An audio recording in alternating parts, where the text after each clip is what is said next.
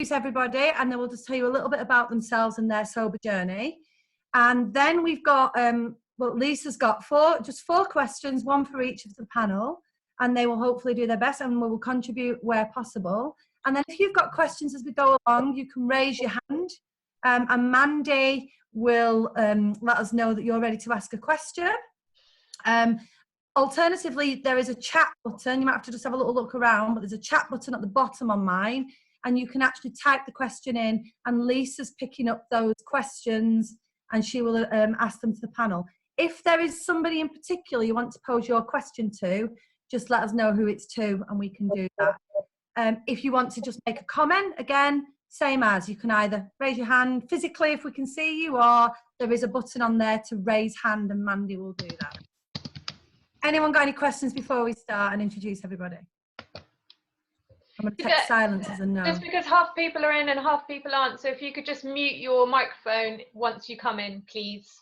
And just be aware that we are recording, so if you don't want your face on, then tell me.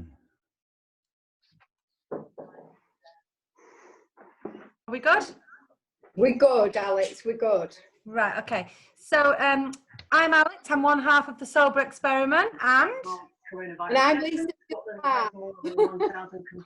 Somebody's got TV on in the background, Mandy. Jason Leach, who's the National Clinical Director for the Scottish Government. Oh, we've got I think it's... Hi, Alex. Right, okay.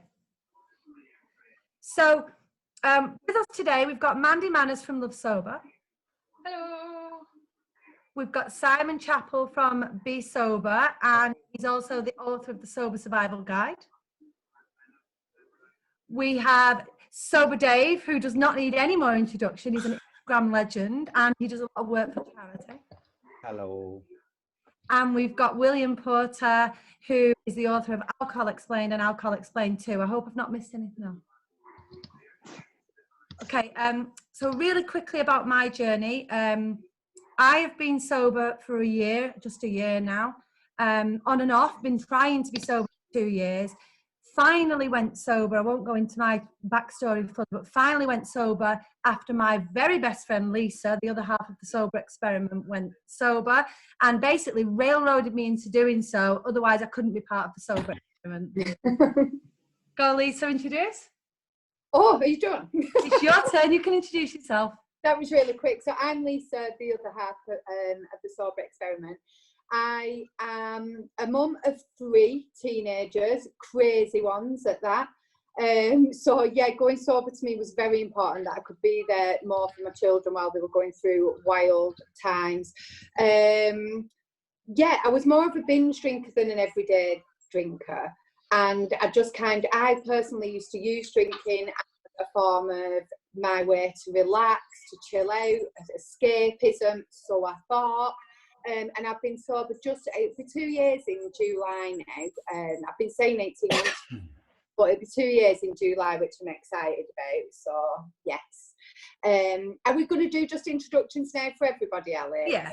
Yeah. Pass you over to Mandy. Hello. So my sober journey, well, I will be 3 years in August, but I started my sober journey in 2007, so that's a long time ago. That was the first time that I was sober curious, and I was like, you know what, I kind of want to change. So I did 6 months and then got pregnant, had a baby, and then we moved to France, and I thought, oh, I'll be a sophisticated French wine drinker, which worked for a while, and then the stress of kind of motherhood me to more problematic drinking, and so I gave up again in 2013. I did just over a year, and at that time was very kind of mentally ill with depression and anxiety.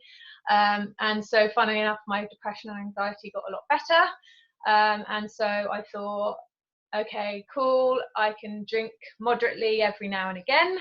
And so after a year of sobriety, I started drinking again, and sort of did that for 2.5 years, going, yeah, no, oh, whoops, blackout, don't remember that, oh god, okay, no, oh no, I'm fine now, no, it's fine, I want to, lady, I will make this work, up until a point where I was just so tired of being tired and tired of sort of letting myself down, really. So then I quit for good in 2017. Yeah, so 10 years on. So that's me.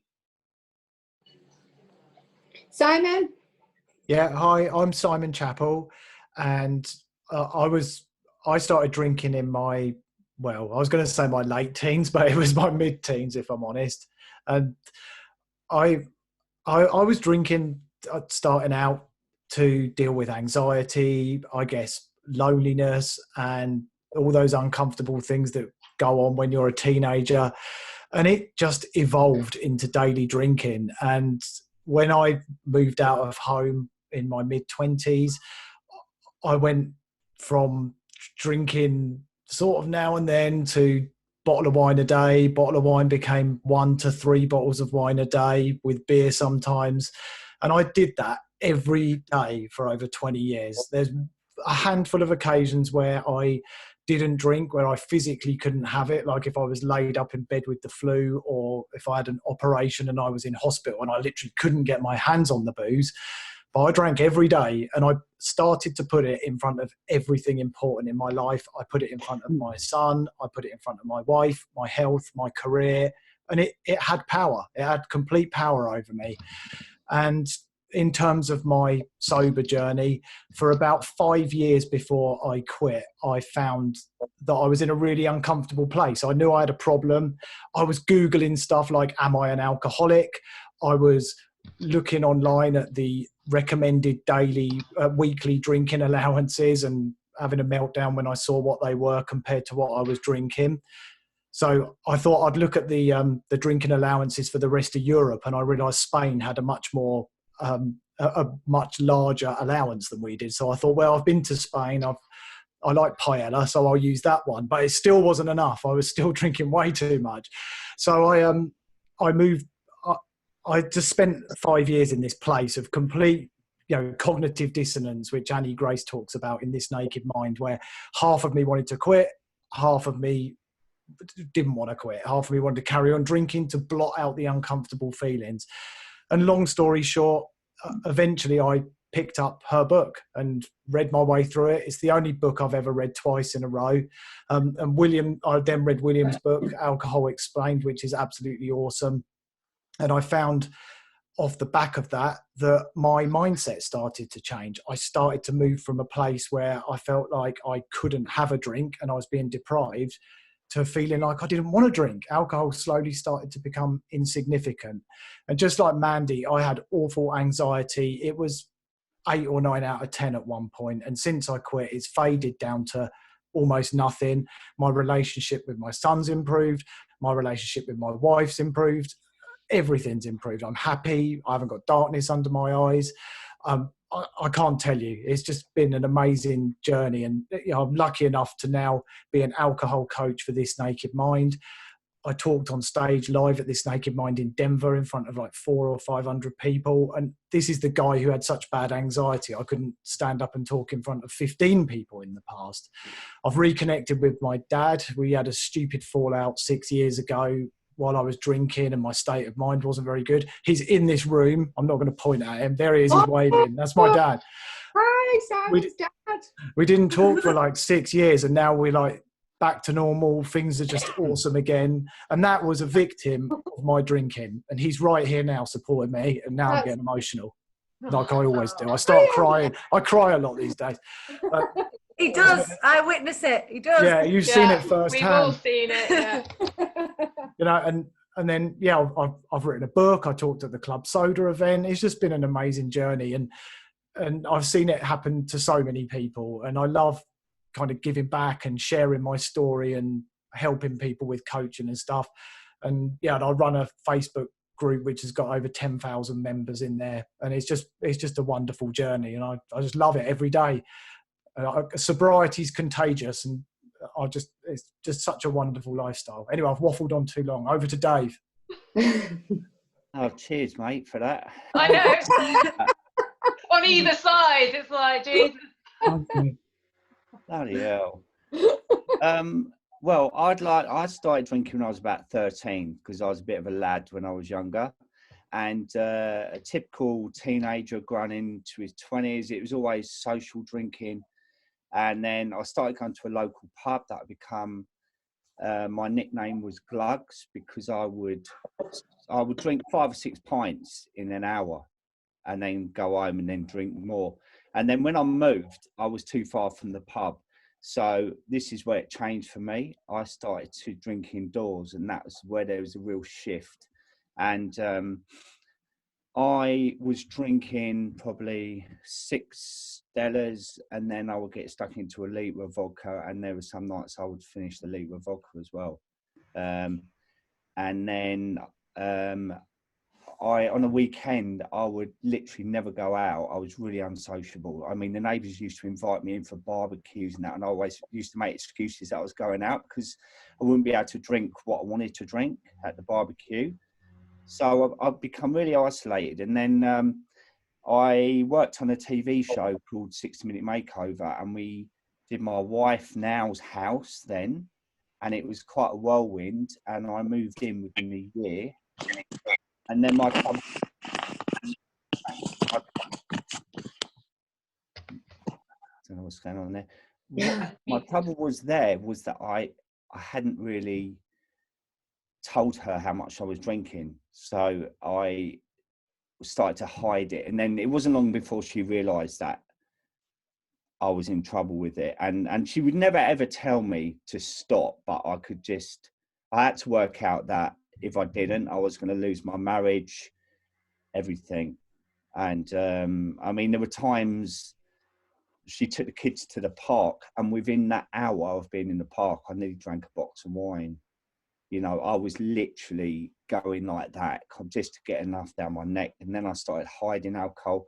And then last January, I just randomly thought, right, that's it. I'm going to give it up. And I was going to do it for 3 months. Then after a week, I realised that I would be exactly back to where I was in the 3 months. So I started my Instagram page. And from there, I think I met you, William, pretty much right at the beginning. And and I just thought, you know what, I'm going to just give up, full stop now. And that's 15 months next week, I think. See, Simon, you never got a clap. No, I didn't. No, and do you know what you're saying about all your things? I mean, I was talking at Meg's Menopause conference in May. Yeah, and that's, you know, I got asked by Meg to do that. And like you, Simon, and William, I met you when you did a talk. It's so healthy for us to share our journey and honest and authentically, you know, just to let people know that they're not alone. And I think that's what I do with my Instagram page. I just say the rough with the smooth, and just each day tell people how I'm feeling. And that is my recovery in a way, because I really, really enjoy that. And I'm planning to get stronger and stronger and do other things. I'll be qualified to be a peer mentor once this thing's over, so I can help in recovery CAFs and different places. And I've just finished a mental health first aid course. So, yeah, I'm really, really loving sobriety and my gang here. I love you all. Yeah. Hi, so I'm Sam Watts. I wrote my book under the pen name William Porter, though. So I started drinking, I think, when I was about 14, and I started drinking and smoking. And I think about 4 or 5 years after that, I read Alan Carr's book on stopping smoking, which I found really interesting.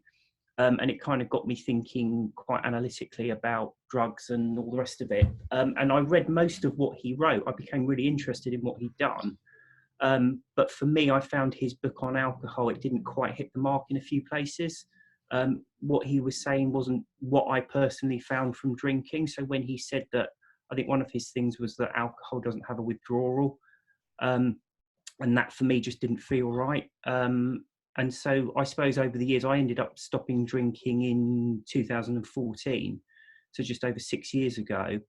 And I suppose what I'd done over the years is just sort of analyse and think about how it all fitted together, and the result of that was Alcohol Explained. So that was it really. I was never a regular drinker. I was always a binge drinker, so I would drink quite heavily at weekends. But it almost got to that weird mindset because I wasn't drinking during the week. I felt like I could drink as much as I wanted at the weekend. So I'd wake up on a Saturday feeling dreadful. And then I'd just have a few drinks in the morning to get going again. And to me, it didn't seem a problem because I'd go most of the week without drinking. But of course, the problem is the weekend then gets longer and longer and longer, and it goes into, Monday and Tuesday. And then it starts to get quite awful because if you ring in sick on a Monday, you're sat at home feeling absolutely dreadful. I'm married with 2 young children at the moment. So my wife would go to work and the children would go to nursery, and then you're just stuck at home on your own feeling absolutely miserable and anxious and depressed. And it's even harder then not to drink. So you just end up drinking more and more and more. And it came to a head, as I say, I won't go into too much detail, but the 2 things I found that really escalated my drinking is in 2005, because I was previously in the parachute regiment. I served out in Iraq. So my military service, I think, accelerated things a bit. And then I think getting married and having young children accelerated it as well. You're tired a lot, you're kind of stressed a lot, and it just makes you drink more and more. So I think those 2 things, and I say in 2014, it all came to a head, and that's when I quit. And then I wrote Alcohol Explained, I think, in 2015. So it was just over a year later. But looking back on it now, I think that actually assisted with me personally stopping, because I kind of had it straight in my mind how it all fitted together, but it wasn't until I actually went to write the book that I realised there were a few gaps. So for me, that was a part of writing the book, was part of my recovery, to be honest, because that really greatly assisted me.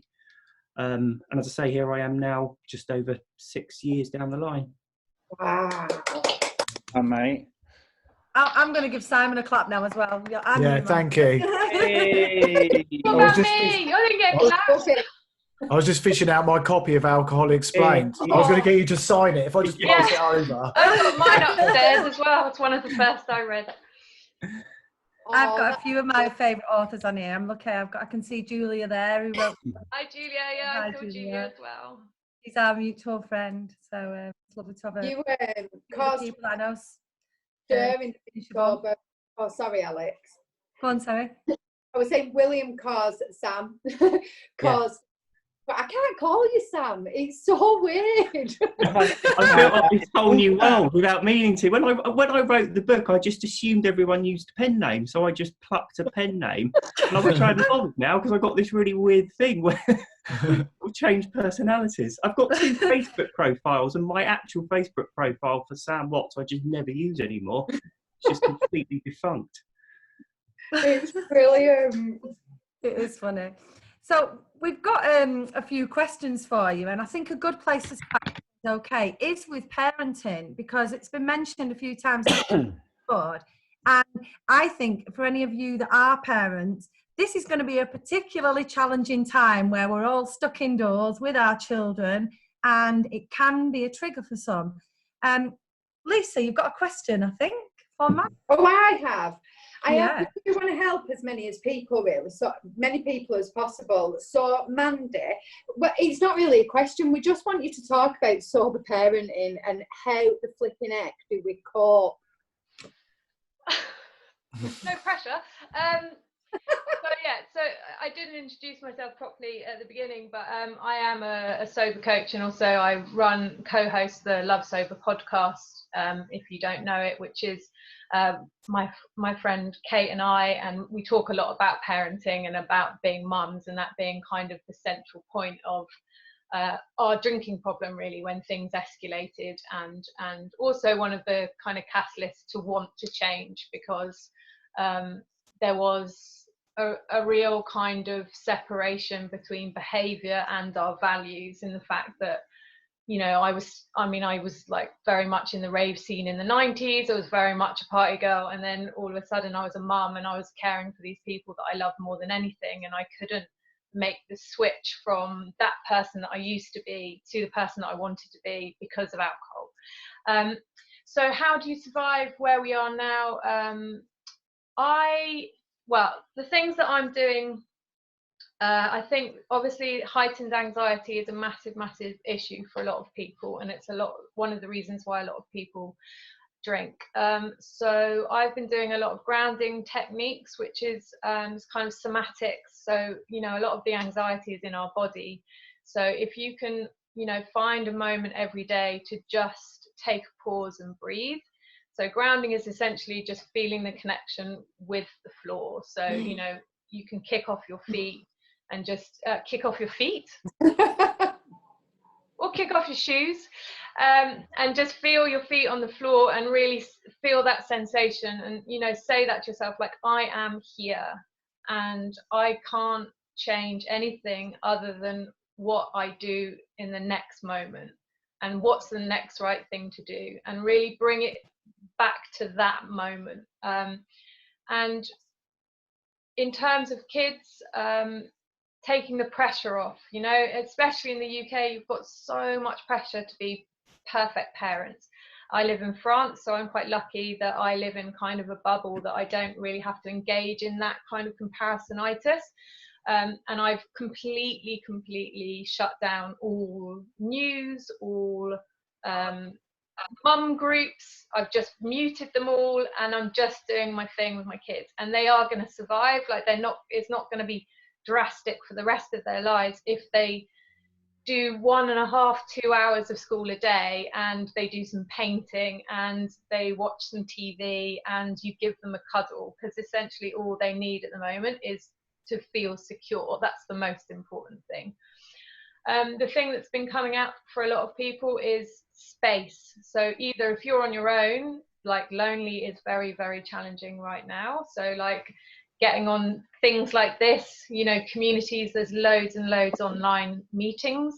And if you are a mum or a dad, it's trying to find space for yourself. So if you've got a garage, claim the garage as your own and go in there for a bit every day. Like, if you've got a bedroom, transform a space in your bedroom, like a corner that's your own, so you can just take a moment every day to be like, this is my space. Because what people tend to do is, when we reach for alcohol, it's, you know, it's shutting out or shutting off. You know, when the world is spinning and you just want it to stop. So grounding, and taking space for yourself, and just letting go of what you should be doing, and just do what feels right for you and your family, and just try and have a nice time. I mean, you know, I'm actually having quite, if I don't know what's going on outside, I'm actually having quite a nice time, you know, because we're watching loads of films, we're doing loads of painting, doing lots of dancing. I've found, again, we're all kind of traumatized at the moment, and again, that's a lot in your body. And one of the things to do is to literally shake it out. So I'll invite you just to shake your hands wherever you are, if you want to.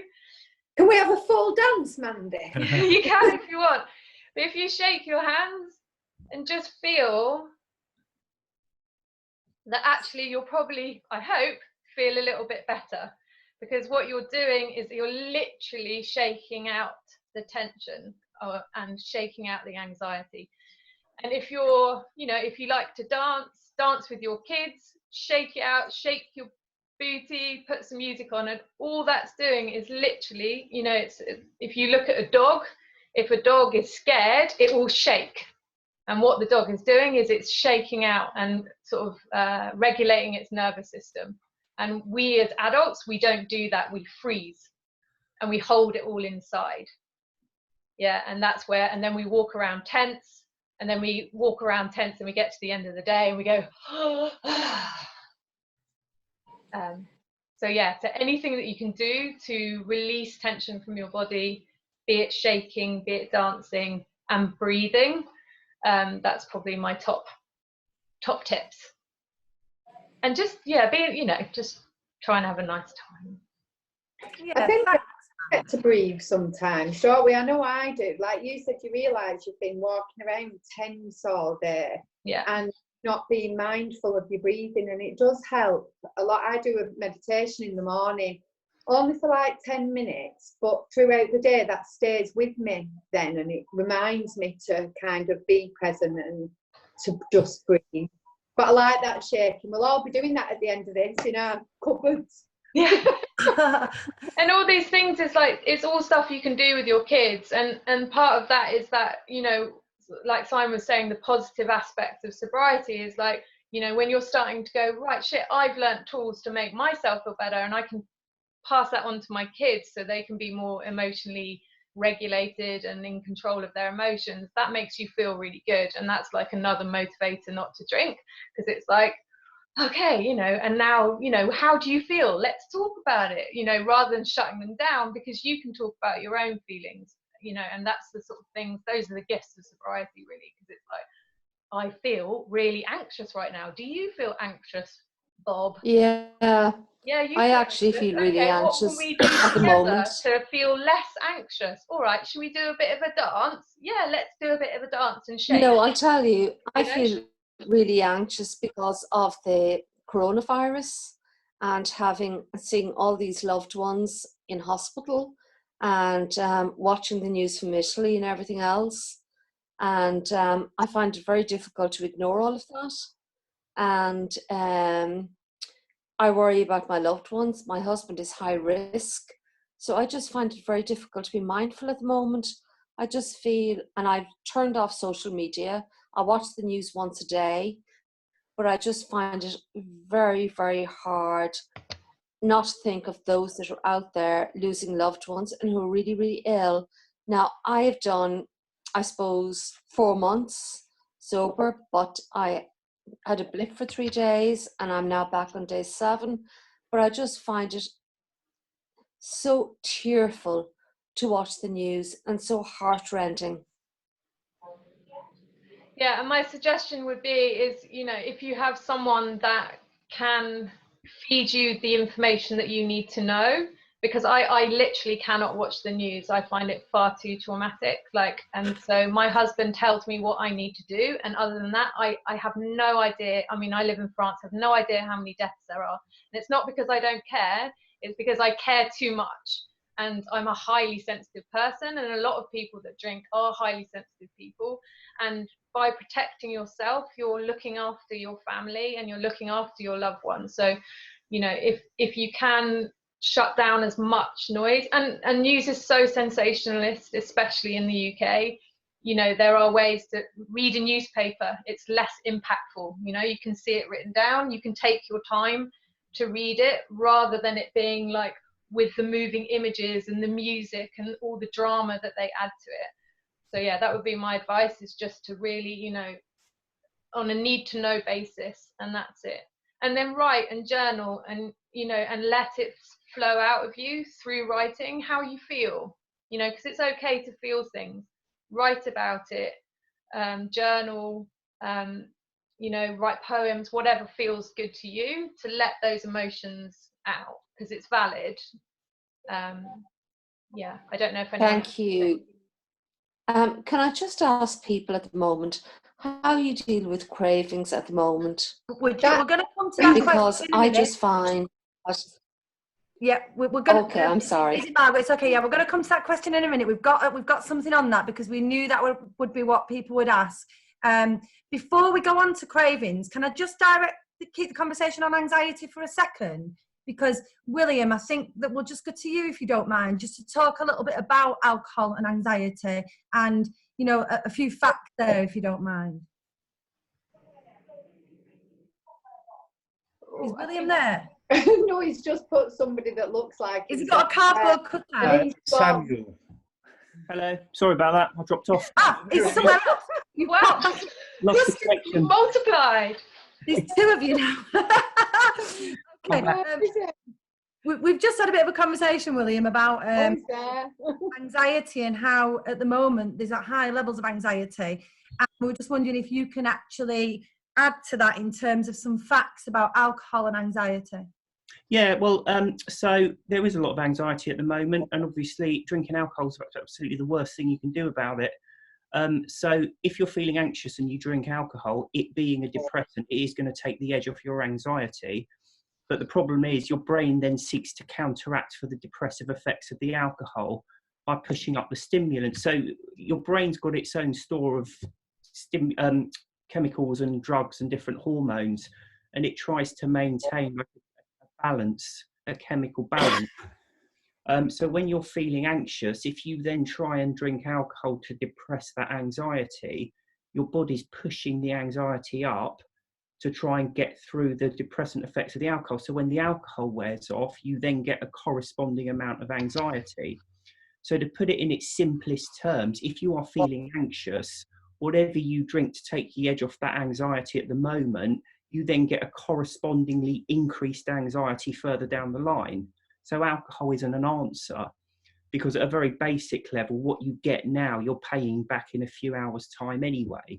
So that's at its most simplest. But the problem is alcohol ruins your natural sleeping pattern. So when you sleep, you go through different layers of consciousness, from very deeply asleep, which is your deep sleep, up through to REM sleep. Now, REM sleep is when they do tests and put sensors on people's heads. When they're going through REM sleep, your brain's lit up as if you're awake. It's very similar to when you're awake. So what you need to bear in mind, when you're sleeping, your brain's going through this very delicate cycle of deep sleep up almost through to full consciousness and back down again. When you drink, you fall asleep, but you're forced into deep sleep. Your brain can't take you up through the different layers. And then, of course, when the alcohol wears off, you're overly stimulated, so you can't sleep at all. And that's why a lot of the time when people are drinking, they wake up at 3 or 4 in the morning really anxious and they can't get back to sleep. So not only when you drink alcohol to relieve your anxiety, do you then get a corresponding amount of more anxiety further down the line, it also completely ruins your sleep. So the following day, you're just not as equipped to deal with anything. If you are feeling anxious and worried about things, what you really need is a good night's sleep. It might not cure everything, but you will feel an awful lot better. And alcohol actually robs you of that. So it's a double whammy to make things even worse. Personally, and I know it's not, I was talking to Mandy earlier, and it's not like this in France, but if you are in the UK, you are very lucky. You are still allowed out to exercise every day. Providing you keep your social distance, your 2 meters, you are allowed to go out once a day for exercising. That should be your anxiety relief, not alcohol. You should be going out for a brisk walk, a run, get some nature, get some fresh air inside you. That not only makes you feel better, but then of course you sleep better afterwards. So drinking is absolutely the worst thing you can do if you're feeling anxious, because if you have a couple of drinks and in 2 hours' time you're feeling even more anxious than you were in the first place, your choice is then to have more drinks and then become correspondingly more anxious and then into full-blown hangover. But even if you don't do that, you're ruining your night's sleep. It isn't a pleasant time for anybody, but unfortunately you just have to get on with it. But the fact of the matter is, if you're going to do something, make the most of it if you're in the UK by getting out into some fresh air and do some exercise. Brilliant. Brilliant. William, what would you say to somebody like Margaret who's, say, on day 7 again? Because I've heard from lots of people within the first week or 2 that their anxiety actually can sometimes worsen. Is that right? Yeah, absolutely. Yeah, it will worsen, because if you're a regular drinker, your brain is constantly having to push the stimulant level side of things up to counteract the alcohol. And if you've been drinking every day or nearly every day for 5, 10, 15, 20 years, those stimulants are constantly going into your system.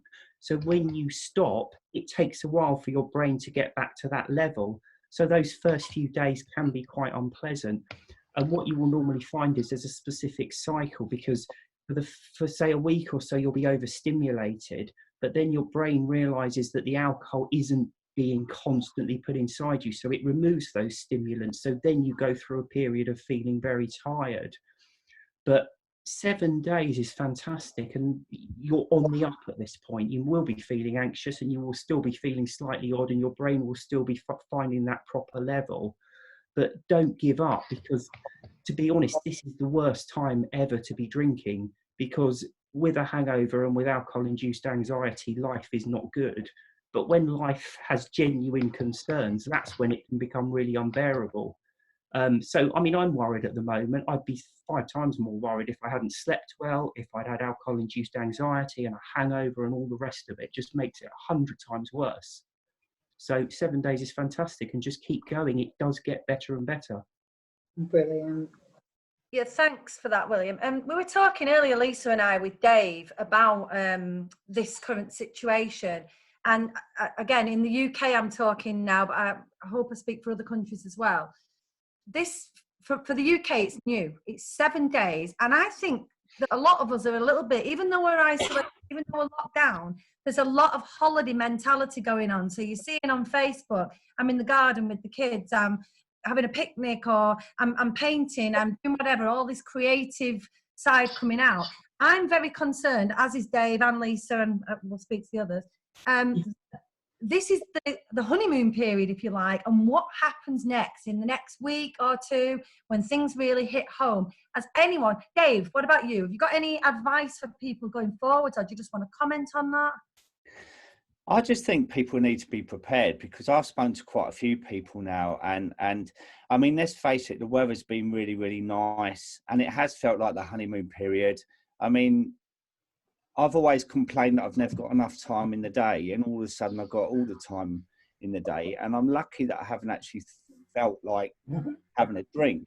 But at some point, you're going through the homeschooling in the day. There's no reward at the end of it, where you're used to having a drink.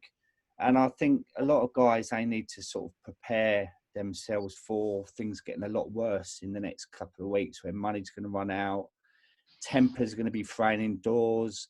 I've already got cabin fever. I go out and walk my dog once a day, but I'm just not used to this situation, I haven't looked at my bank account yet, because I know that's going to make me feel down, because I run my own business and I'm just not earning I haven't earned a penny for 2 weeks now. And I just think people need to start putting things like, we got the sober toolbox, and we got the things that we use for that. I think we need to start putting some things in our sober toolbox to prepare for the next 2 or 3 weeks time. And so we're ready for it, rather than it kind of biting us on the arse. And I think we need to start thinking about that now, really, because it'd be quite easy to think that, sod it, I'm sick of this, I'm fed up with this. And then once the voice of, I think I might have a drink tonight, or I could do with a drink, or I really feel, once that starts to nip away at you, unless you smash that out of the park, then there's more of a chance you're going to pick up a drink. So it's looking after that as well. Can we get some tips from anyone on the panel of how people might do that? Sorry, Lisa, go on. All right, I was just going to ask Dave, we were saying this earlier about how we all seem to be surrounded by memes and things on Facebook, Instagram, even as much as I had my rant this morning about the Saturday morning breakfast show, there was a lady on there with a glass of red wine saying wine's the answer, and this is coming at us from every single angle. So what kind of things, or what tips have you got? What is in your toolbox? What helps you? Me? Yeah. I just keep busy. I do know, like that thing. We were talking about that thing, and we know the presenter of that program. I saw him a couple of weeks ago, and he was really criticising non-alcoholic drinks, and I just think that's really out of order. But I just turn it off, because otherwise I get really, really wound up. And you're seeing people drinking at 11 o'clock in the morning. That's not good. And for me personally, I've been known to go to bed at 6 o'clock. Cuddle up in bed with my little chihuahua, not that she sleeps with me, right? And and put on a really, really good film, or I've downloaded audio books, or I just keep my mind occupied, because if I sit there wallowing in it, there's a chance that, this is personally for me though, once that voice starts to chip away, then it eats away at me. And I had a couple of meltdowns last year that I didn't do it, but I was 50-50. Oh, sod it, I'm just going to go to the pub. And luckily I didn't. But because all the routine's gone out the window now, everything's changed, and we're all getting up. We don't know whether it's Saturday or Tuesday. Every routine has gone out the window. I think there's a lot of people that are struggling with that. You know, I've been waking up at 1, 2 in the morning and then getting up at 5 and then having a kip at 11 because my routine's changed, you know. And a lot of people, they stick to structure when it comes to their sobriety. So I just think people need to be more like, try and be organised when it comes to the next couple of weeks, rather than all of a sudden it's biting.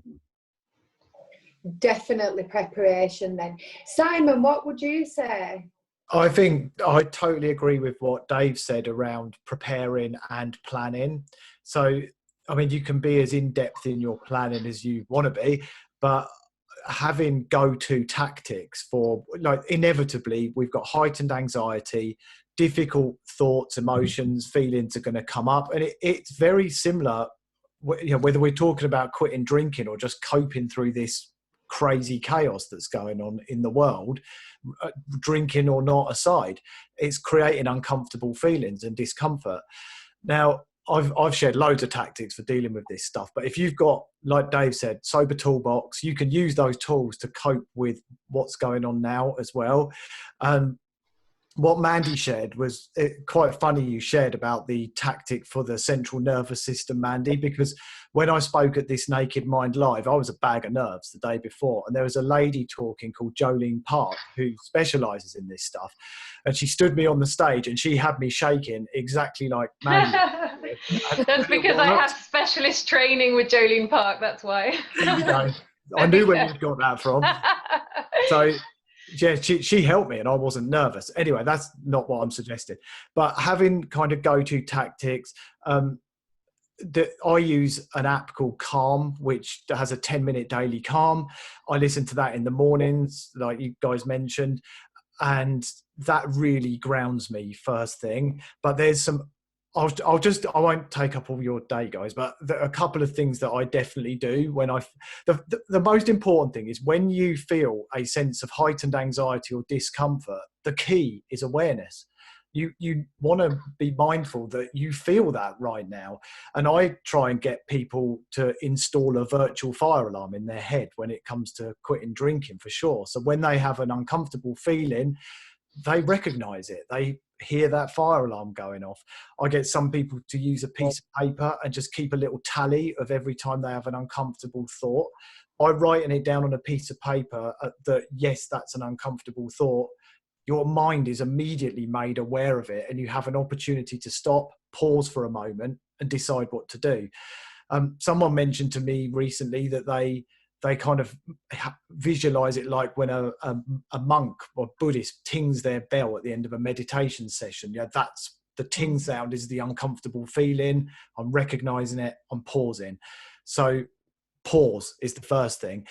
And then the second thing, there's a bunch of these on my YouTube channel, but my favorite, I'll just share it with you quickly, it involves an elephant, which I know sounds a bit weird, but if I've got a really uncomfortable thought, and I won't lie to you, a few days ago, I was worrying about my mum, and I went from worrying about my mum because she keeps going to the supermarket to the next thing in my head, she's on a ventilator. I'm telling myself stories, and to be careful of telling yourself stories and making them up. Absolutely, what a couple of the others have mentioned, we've got the choice of what media we digest. We can scroll past. We don't have to have, here in the UK, Sky News, which is very sensational. The Daily Mail is another app that I've avoided opening on my phone. I might actually delete it. It's just, we don't have to do that. We can easily put on, someone asked me this yesterday about the media and stuff, and I told her to go and put on Footloose and dance around the kitchen instead of listening to that stuff. Music is so powerful. So you don't, and she posted a picture of her doing it as well, which is really cool.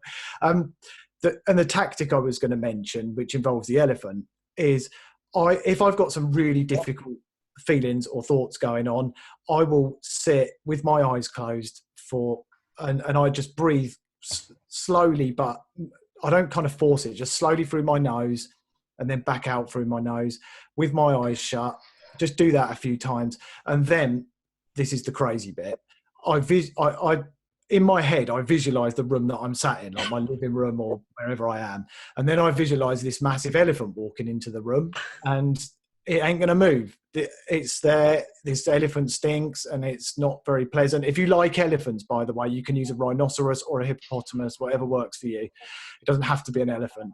Then the key to this is that the point is you're not going to push away these uncomfortable feelings. So if it was a craving for alcohol, you're going to look it right in the eye. And that's what you do with your eyes shut. You look the elephant in the eye because you can't push it away. You can't suppress it and it is not leaving the room.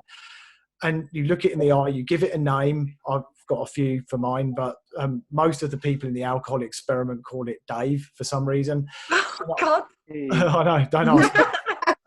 No offence. Dave in your room. I don't know why they call it Dave.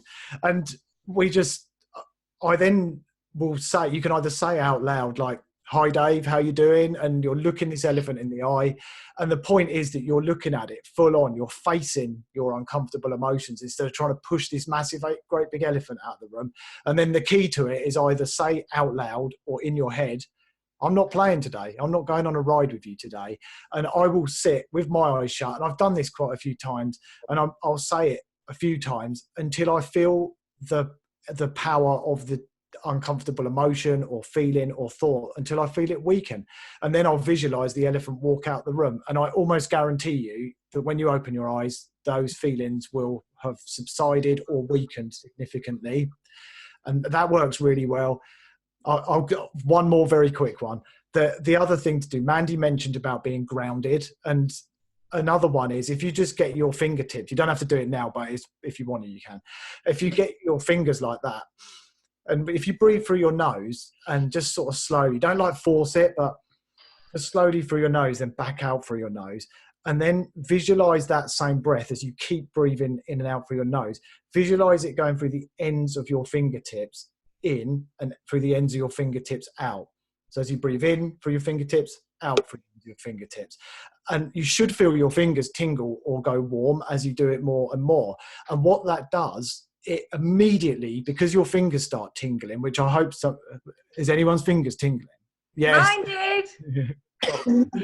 So if you, I mean, we're just doing it very quickly now, but if you sit with your eyes closed and do it and actually focus on breathing through your fingertips and back out again, your fingers tingle or they might go warm, and it immediately takes your mind away from those uncomfortable thoughts. It connects mind and body and you feel very grounded, like Mandy mentioned. And again, it weakens the power of this stuff. So, and the point I'm trying to make in all of that is, if you're stuck at home, you've got cabin fever, your bank account's empty, you've got all this difficult stuff going on, you need tools, you need tactics, and you should plan in advance to go and do some of that stuff instead of having a meltdown. Yeah, thanks for that, Simon. Something just to add slightly to that, but it's the same sort of thing, is what Lisa and I do is we often say, what will alcohol actually do to improve this situation? So we look at the situation. I've got no money in the bank. Okay, if I go and buy wine, I'm going to get less money in the bank. Or, right, I feel anxious. Well, if I go and drink wine, I'm going to feel even more anxious, like William was saying, in an hour. I think that's another thing that people can do. Yeah, I completely agree. And another thing that's awesome, I mean, I know some of the guys here in the Zoom room have been alcohol free for a while, is if you're feeling heightened anxiety and thinking, oh, do you know what, maybe I should just have a drink, get your journal out and look at day one when you wrote down, why am I doing this? What's my why? Why am I here? When I look back at mine, which I occasionally do from time to time, and I see the way I was with my son and how crappy my life was and how grumpy I was and all the rest of it, I don't need much more reminding as to why I made that choice to have this lifestyle. I spoke to somebody yesterday as well, and what really helped them when we were talking is writing a list. So before you even think, you know, if you're thinking I want a drink right now, have like a list of 10 things that you're going to do before you have a drink. So on that list, it could be phone a friend, it could be write down all the reasons you've stopped drinking. It could be, you know, write down 5 positives to why you've, you know, stopping drinking. Go in a sober group, download an app, read a book, like and go through and promise yourself you're going to do all these things before you pick up a drink. Yeah, and the other thing is absolutely that, but I was coaching somebody last week, and the week before I'd said to her something else about 10 things. And this was more around, she kept getting drink from a particular store on a particular journey. And I said to her, just think about it. You know, you're at home. Every time you want to drink, you've got to have the thought about drinking. Then you've got to decide you're going to have a drink. You've got to put your coat on. You've got to get in the car. You go to the shop. You choose the drink. You pick the bottle up, pay the money, come back home. Yeah, and I think we broke it all down. There was like 25 steps, right from unscrewing the lid, pouring it, sniffing it, lifting the glass, etc. And the point was, every step of that is a point where you can stop and pause and take a minute and make a choice. But often I was never aware of that. I just was like, drink as much as I possibly could. But it's the sort of stuff, when you think about it and you hear it, you can't unlearn it. And now, and it worked. She did have an urge, and she kind of got to the front door and she thought, oh, hang on, I'm on step 3. I'm just going to stop. And she sent me a message, and she didn't go out the door. Brilliant. So just putting it into stages like that and just saying, okay, where am I? All right, I'm on stage 5. I'm not going to go any further now. I'm just going to put my car keys away. I have another one to add. Well, 2 things really. Remember that we are resilient beings. Like, our bodies are amazing, and when you don't have any substances and you're not reliant upon a substance, your body and your brain creates options. So remember that, like, yeah, you're at a stage now, but that stage is going to change, and everyone around you is going to change too. You know, and I know, like, from being in France, when, you know, 2 weeks ago there was no food in the supermarket, that lasted about 5 days. There's food in the supermarket now. You know, like, things adjust. We put things in place. We're reactive beings. So, like, this isn't the status quo. It's just what's happening today. And, you know, tomorrow is going to be different. And if you allow your body to and put faith in yourself without a substance, like, you will be able to cope. Like, that's what we're made to do. And the other thing I'd say is to try and I know gratitude is like an annoying word, but, like, you know, if you think about the bigger context of things, and you think about, you know, what's going on in Italy, what's going on in France, you know, what you've got around you, and just be, you know, just try and write like a gratitude list and be like, shit, you know, like, I was really grateful I got through today sober. I'm really grateful that, like, I got to chat to my mum on the phone and she's well. Like, I'm really grateful that, you know, I've got food, whatever it is. You know, it could be tiny things. I'm really grateful that, like, I can think about being grateful, whatever it is. Like, those things really help you to manage those dark thoughts and those spiraling thoughts, because there's always a flip side. Like, and they're both okay. Like, the light is okay. It's not, but it's like, I feel shit and I feel grateful, and that you can hold both of them at the same time. You don't have to just pretend everything's great, but you can have that, like, this is really hard, and, you know, I love my cat, and I'm so glad I got a cat. My cat's sort of behind me. So yeah, you can hold both, you know, and I think that's a really important thing to remember. Like, you don't have to be one or other, you can be both. That's really good. I think sometimes we try too hard to be positive and to be happy, and I think something that I learned in sobriety was, actually, it is okay to feel a bit shit. Yeah. And it will pass. I know that's cliche, but it does pass, doesn't it? Says it on there, look. Well, there you go. Must be true. It shall pass. Before we take questions, because I know that people will, well, I think people will have them, can we just touch back on cravings then? Because I know people sat here are long-term sober, and right now they're experiencing what they would say are cravings. Now, William, am I right you're muted, by the way, William, so don't try and answer till you unmute. Yeah, you're there. So always there. Right now, we know people are craving. Now, for people who are newly sober or who are going to be going sober, how long does the physical kind of withdrawals last in terms of the craving for the actual alcohol, the addictive substance? And What's going on with people craving who have been sober for much longer? So there's obviously there's two elements. So the physical withdrawal, and that's the period of where your brain's chemicals are still out of balance. That usually is gone within about 5 or 6 days. So that anxious feeling that an alcoholic drink really takes away is gone over in about 5 or 6 days. Then you can have a few weeks after that. That's that tired period. But there's a completely separate psychological thing, which is craving. And that can be completely unrelated to the physical. And that's why people can stop drinking for decades and still be craving an alcoholic drink. But that's a very straightforward thing. That's just wanting something. So when you start thinking about something you want, what you normally do is fantasize about it. And that's what we're doing when we're thinking about having an alcoholic drink. And that was what you were talking about, Dave, there, where you start to think, you know, actually things are really bad at the moment and I just don't care. I just want to have a drink. And so what you do is you fantasize about it. So you think about taking that ice cold beer out the fridge, or, you know, your spirit or a glass of wine or whatever it is, and sit there and drinking it and how great it makes you feel. But what you need to bear in mind is it is fantasy, that it's not the reality. What draws us into drinking is the idea of drinking and not the reality of it. And I think what is always very useful is to stop for a few minutes and stop thinking about the fantasy of having that alcoholic drink and think about the reality of it. And what you invariably will get with it is you'll take the alcoholic drink, you'll have a foul taste for a few seconds, then you'll have a slightly dulled feeling, and then you'll have a correspondingly anxious feeling when the drink wears off, and then you have a decision about whether to have another drink to take the edge off that and keep drinking, or just to suffer that increased anxiety. And in fact, actually, there's other things that go into play, because when you've committed to stopping drinking, when you then start again, there's a feeling of anxiety, there's a feeling of failure, and it's not a particularly pleasant feeling. It's a feeling of guilt and failure.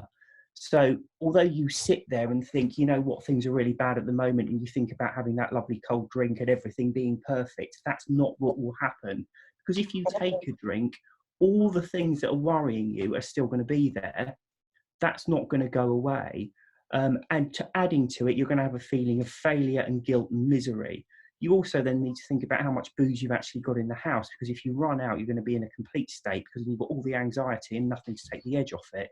So you then need to factor in having to go out to buy more drink, and then probably the guilt of that as well, because at the moment we're not supposed to be leaving the house for unnecessary reasons. What you don't want to be doing is ducking off to the off license every couple of hours to get more booze.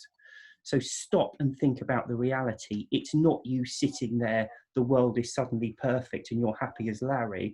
The reality is you're just as miserable and worried as you were before, plus you're guilty, plus you're worrying about where all the next drinks are coming from. Then you wake up in the middle of the night at 3 or 4 in the morning, miserable and depressed. You're absolutely shattered the entire next day.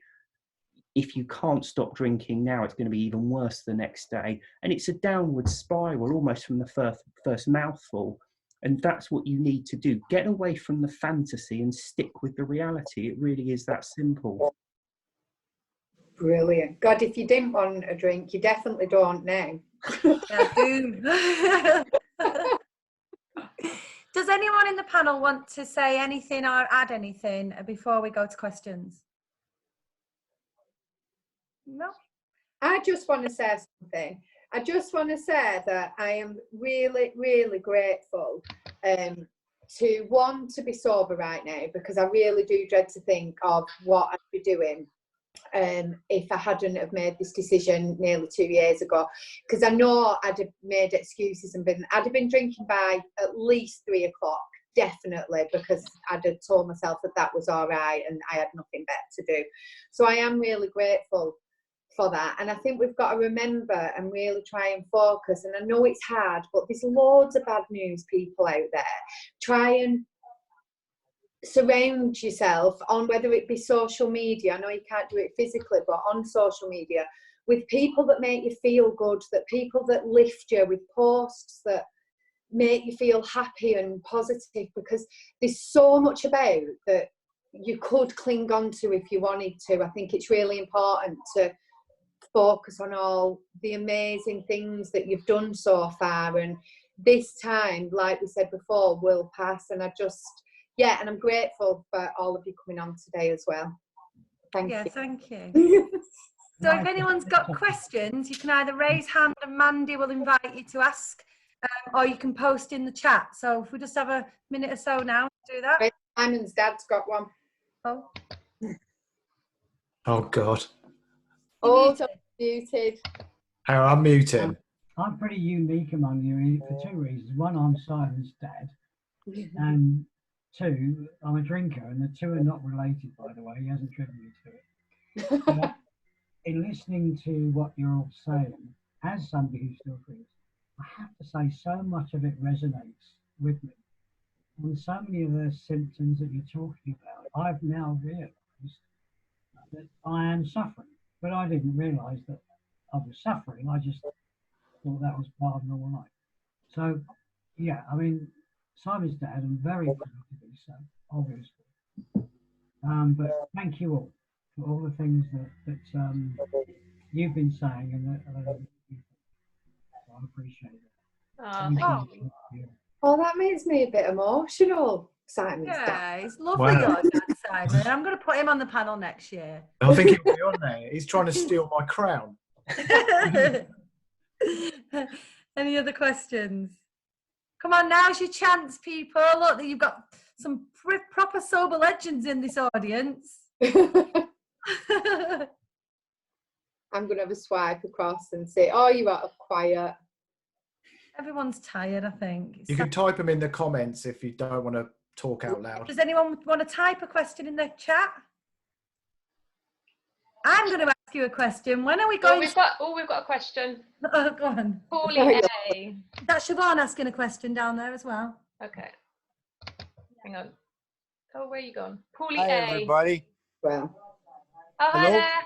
Hi. Hi. Hi, my name's Paulie. Great beard. Thank you. Thank you. I've been, I've been sober for a while. I'm very fortunate. It's really cool that I'm in Wisconsin, USA, wow. and it's really nice to be able to do this. This is so mind-blowing compared to when I had to first try to recover. So I'm a recovering alcoholic and drug addict, but so I really appreciate all this information and all these tools that what you're sharing. It's really, really cool. The question I have, when I was first trying to break the cycle and recover, was all this dysfunctional behavior and these patterns that I had learned. You know, somebody was mentioning that they'd be drinking by 3 o'clock already or noon, or, you know, I had all these triggers, you know, that certain things when I walk in the door after work, boom, pop the beer. So, and, you know, in Wisconsin here, we're beer drinkers, you know, we're big for that. So can somebody share with me some of the tricks that they use to try to break that mental trigger that snaps, you know, that we're so used to having? And I thank you once again for sharing this and doing this. Oh, thanks for being here. Yeah, thank you. Who wants to share? Simon? Yeah, I'm happy Yeah. to share. So for me, Paulie, the trigger in my life was in the evenings. I'd developed this pattern of 7, 8 o'clock at night, get my son to bed as quickly as I could, break open the wine. Nothing got in the way of it. And it's awful. I talk about it now, you know, how I put that in front of him. I would be snappy with him, want to get him out of my way just so I could drink. And that was like my time. It was my wind down at the end of the day, and nothing got in the way of it. So that was kind of my trigger. It was like wine o'clock, a lot of people call it. And I found that what I needed was kind of a new go-to routine. So in that instance, I found a ton of really cool zero alcohol drinks, botanical drinks. I got myself a special glass that was a big chunky glass that was only my glass. And I had some, like, this is one of my favorites, Barago. I don't know I know in the US you don't get a lot of this stuff, but it's getting more common. But like these kind of things where it's even in like a really nice bottle and I have a lovely tonic and a slice of lime with it, and I like made this new routine. I like wrote a new story for myself of what I was going to do and how it was going to be. And I was big on disrupting those sort of things. So if I knew I was going to drive past a particular shop, there's one on the route where I pick my son up, this fancy wine store, I would go another way home. And I kept doing that. And I still, well, in fact, now I don't. I sometimes go past it. But so I guess I got analytical around what was causing trigger points and things to become uncomfortable, and then changed it up, whether that was going for a run because I knew at a particular time it was going to be difficult, whether it was drinking a different drink in a different glass that still felt grown up, or whatever it might be. You know, in the early days, I had a couple of quite like nights out planned that I knew were going to be boozy. There was going to be friends there who'd encourage me to drink. So I booked a trip to the cinema with my son and my wife. We went bowling another time. I just did something else until I felt strong enough to do that. So, you know, you've got the power. You've got the choice in this. So, and I know I don't mean that flippantly, but you can create your own plan for it. You can, if you get analytical around when that stuff's happening. So if it's when you get in the house at 3 o'clock in the afternoon, could you change your routine? Could you think, actually, when I get in the house at 3 o'clock, the first thing I'm going to do is not head to the drinks cabinet. I'm going to do something else. I'm going to make sure there's no alcohol in the house, and kind of create your own environment that sort of takes that away from you, I guess. Sorry, that was a bit of a long answer to a short question. It wasn't. We've got a question in the chat that somebody just said about how to deal with loneliness in the moment. And I just kind of wanted to say something on this, because in the early days, that's something that I really struggled with. You know, like now I'm surrounded by sober people, but everybody I knew stopped drinking and didn't stop drinking. They were drinking. I stopped drinking. I touched on it before, but I had 3 teenagers that were going pretty wild at the time, and they weren't even impressed that I had stopped drinking either. They were quite mad at me, actually, because they weren't getting away with things that they previously were doing before. My mum drank quite a lot at the time. Everybody did. So I felt really, really on my own at the beginning. So I really empathise with that lady that's just said that. And for me, what really helped were the sober groups online. If you can find a Facebook group or some kind of online community where you can be yourself and just really, really, you know, if you are struggling, say that you're struggling and kind of make friends like that. Or if you've been sober a while, you might want to start your own sober community. Like we started Be Sober Manchester. We met on Instagram and we met for coffee and thought, you know what, there must be other people there. And just online, we then set up the Be Sober Manchester. So there's loads of us now. There's a few on here today. I've seen Julia, Susie, Siobhan's, Joe's here. The other founder's here as well, Lisa. Joe. Oh, hi. I saw her in bed before. You still in bed, Joe?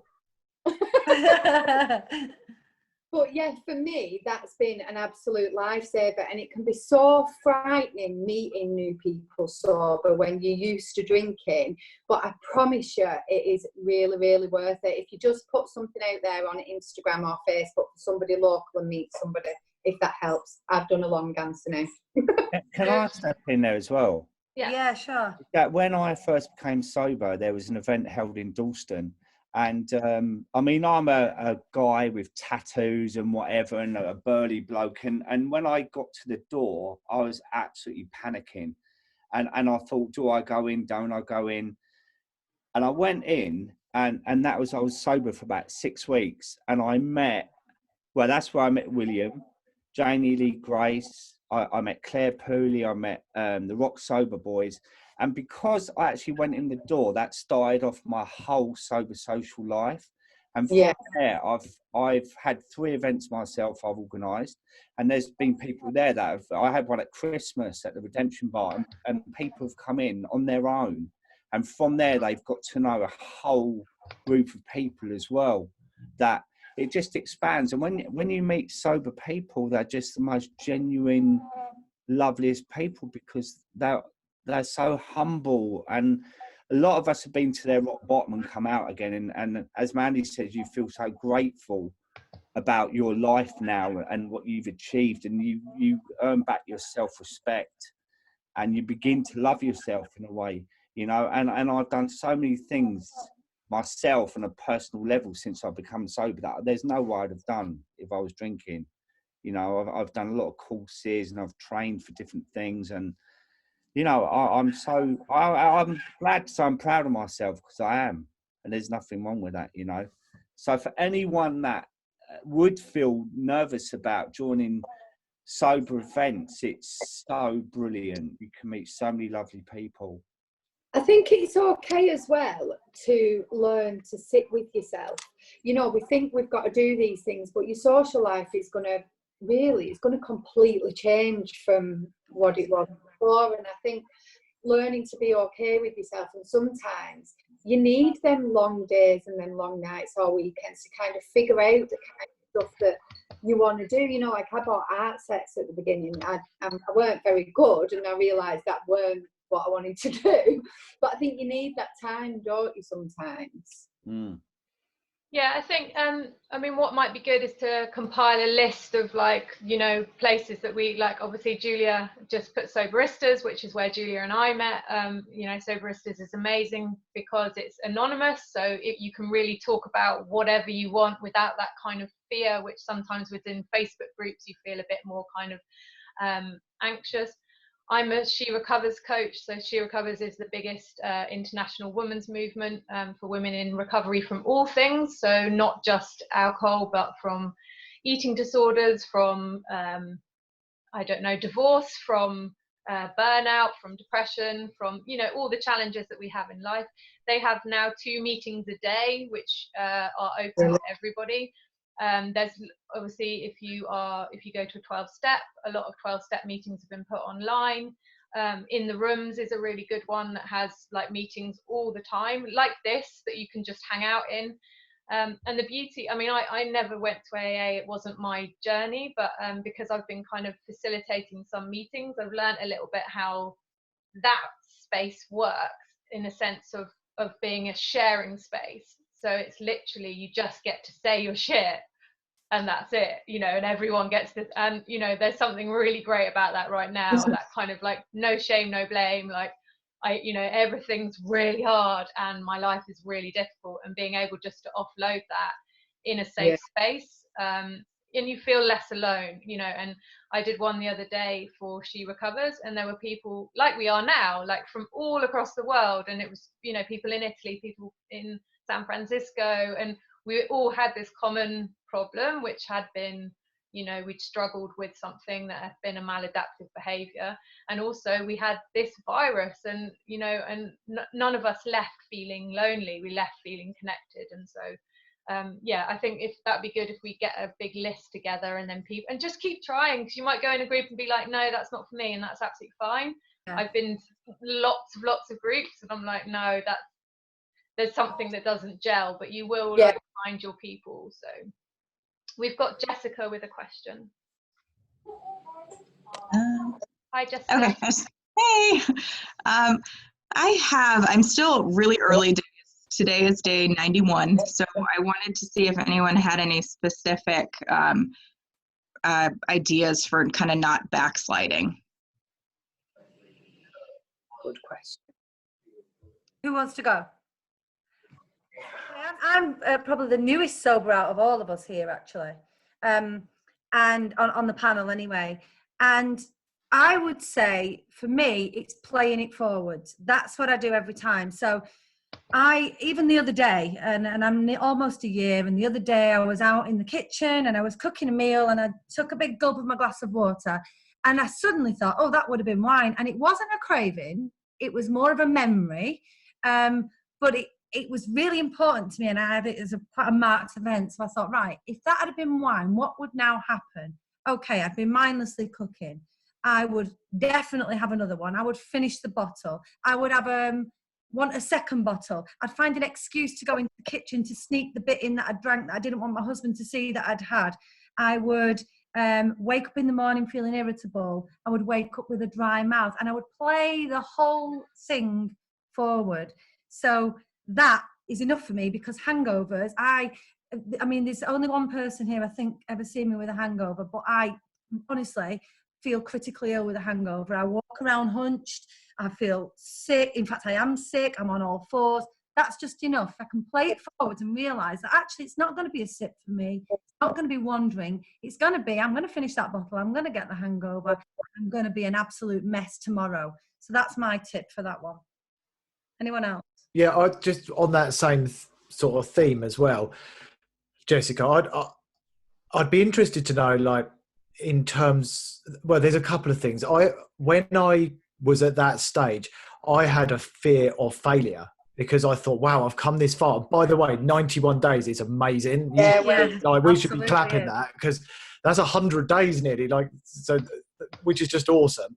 But I had a fear of, am I going to fail? I knew I'd quit, but I kind of thought, am I going to let myself down? Am I going to sort of throw this all away? And I found great power in letting go and accepting the new version of myself, and just accepting that this is me now, and stopping worrying about that and just forgetting it, and not thinking, am I going to mess up? Am I going to slip up?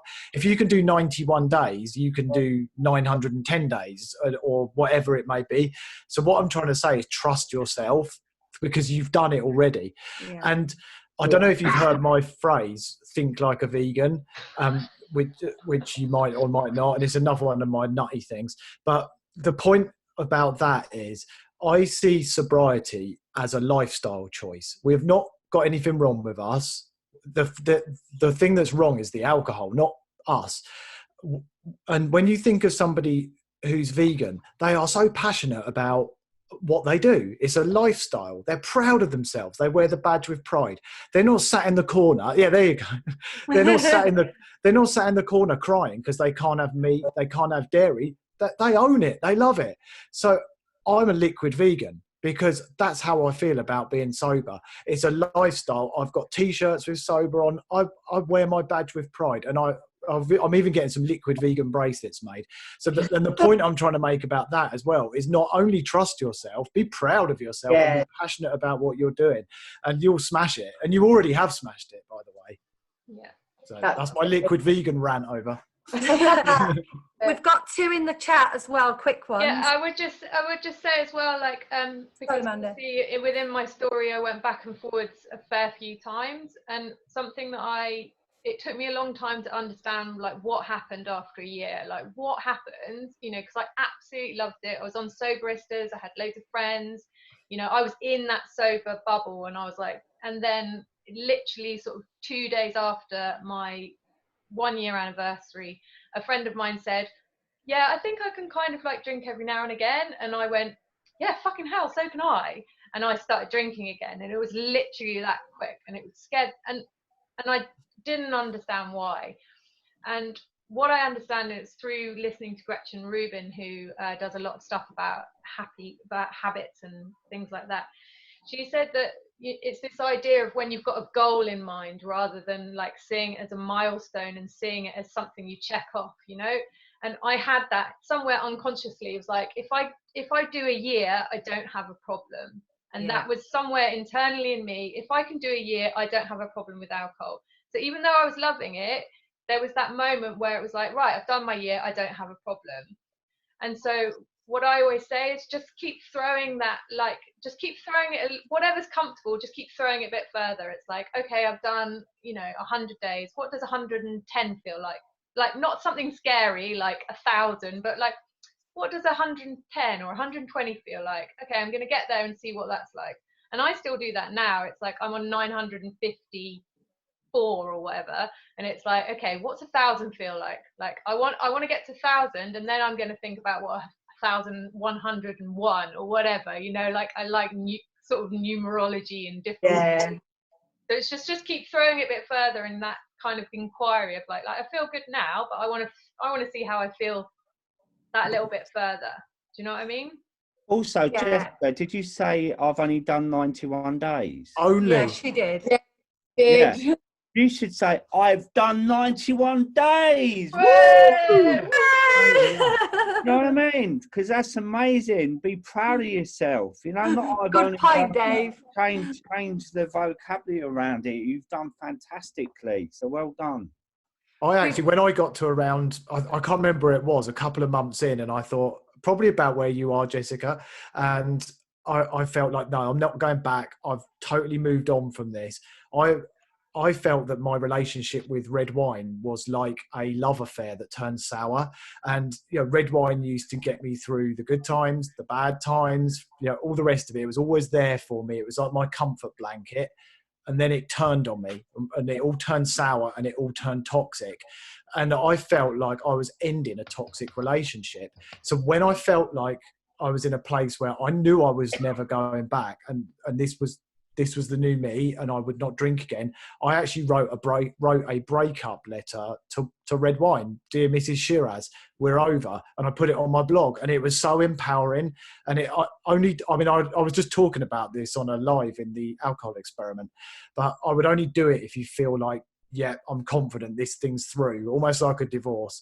But it's really empowering when you do that and write that letter, and it's like closure. This thing's over. I'm walking away. So maybe, Jessica, when you get to a point where you feel ready to do that, do it.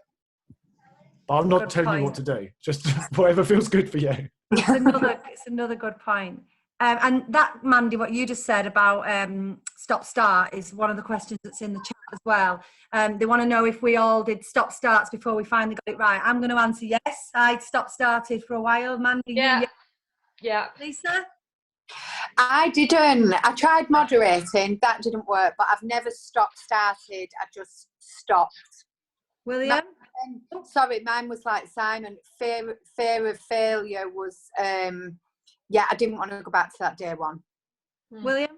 Yeah, I started a few times. Yeah, although it was always a bit strange for me, because I would stop, but have in mind that I wasn't going to stop forever. That was the big thing for me. It was finally accepting that I was going to stop forever, and I was never going to have a drink again. For me, I'd be horribly drunk, and I'd say, this can't go on. I'll stop for a month, and I'd stop for a month or something. So I suppose I didn't start as in tell myself this is it forever. There was only one time that I actually got to that stage, and that pretty much was it for me then. What about you, Dave? No, I've never started. Let me just tell you what I think about alcohol, though. It lured me in. It made me love it, and it betrayed me. It absolutely betrayed me because it lied to me. And now I just absolutely hate it. I give it zero respect. And that's my way of dealing with it, because I won't open that door. As soon as I hear the voice, it can go away, you know. And I know we all deal with it differently, and we all got our own ways, but I will never let that thing back into my life. And that's how I live every day, by that, and I'm sticking by it. I think that's, you know, when you get to that point where it's like, you couldn't pay me. Yeah.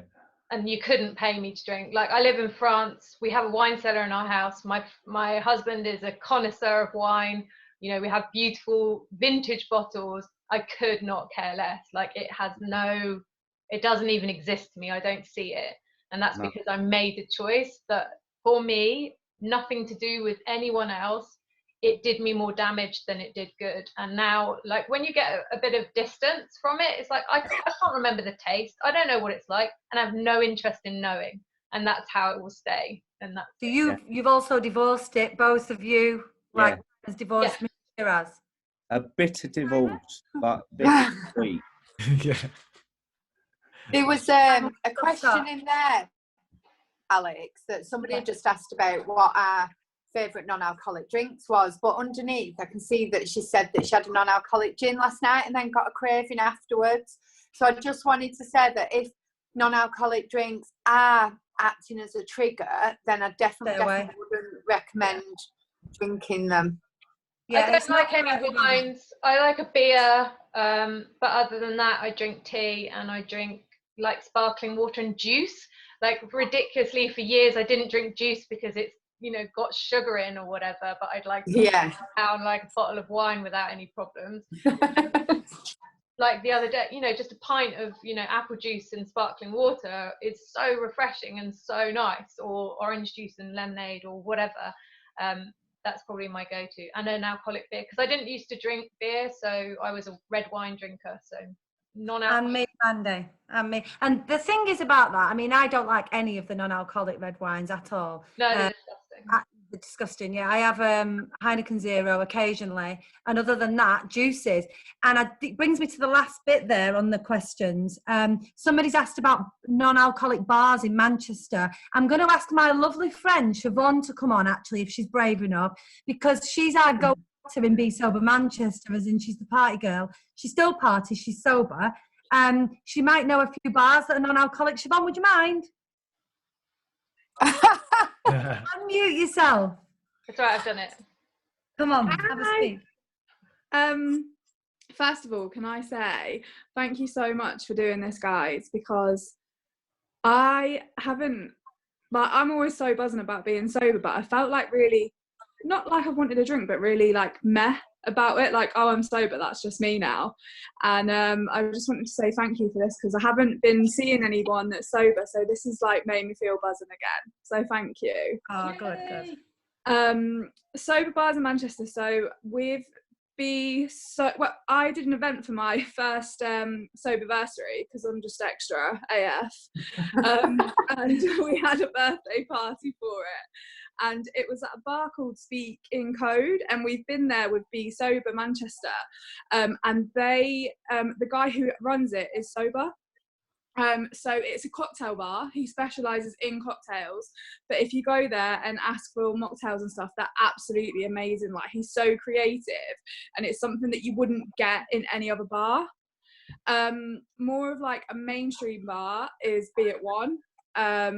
They have bars like all over the UK, and they have a really nice mocktail menu. They use stuff like Seedlip as well, like if you want that sort of taste. There's a couple of venues that do alcohol-free beer. So we went to the Ultimate Power, which was at the Ritz.